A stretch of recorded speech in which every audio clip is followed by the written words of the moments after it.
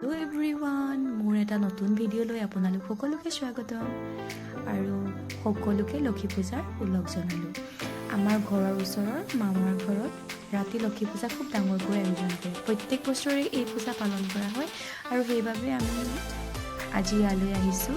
এইফালে মামাহঁতে আটা মঠিছে, এইফালে মই, বাবাটো দা, এইফালে ভণ্টি শিখা, দৌদা সকলোৱে মিলি ৰুটি বেলিছোঁ। আৰু আপোনালোকে বাৰু সৰুতে কৰিছিলে নাই?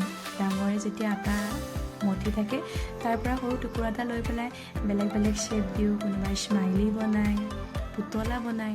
এই ভণ্টিহঁতেও সেইবিলাকেই কৰি আছে। আচলতে কি হয়, যেতিয়া গাঁৱত এটা অনুষ্ঠান পতা যায়, সৰুৰ পৰা ডাঙৰলৈ সকলোৱে মিলি খুব ফূৰ্তি কৰা হয়। গাঁও বুলি নহয়, চহৰতো হয়। বাকী এইফালে মামীয়ে আমাৰ কাৰণে প্ৰসাদ ভাগ কৰি আছে। আপোনালোকৰ ফালে লক্ষী পূজাৰ আয়োজন কেনেকুৱা কমেণ্টত জনাব দেই।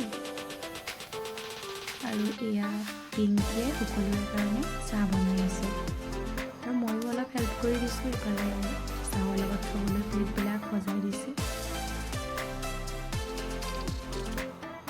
এয়া বৰমা আৰু খুৰীহঁতে মিলি জলকীয়া কাটিছে, পূৰা চকুত ধৰি গৈছে।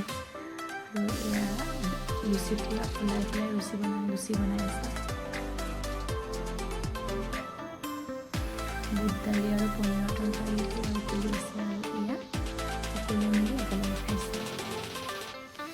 আজিৰ খানাটোত কি আছিলে আপোনালোকক দেখাইছোঁ দেই ভালকৈ। এয়া আছে আমৰ আচাৰ, পনীৰ আৰু বুট দালি, এয়া হৈছে জলকীয়া আৰু এয়া গৰম গৰম ফুলি থকা লুচি।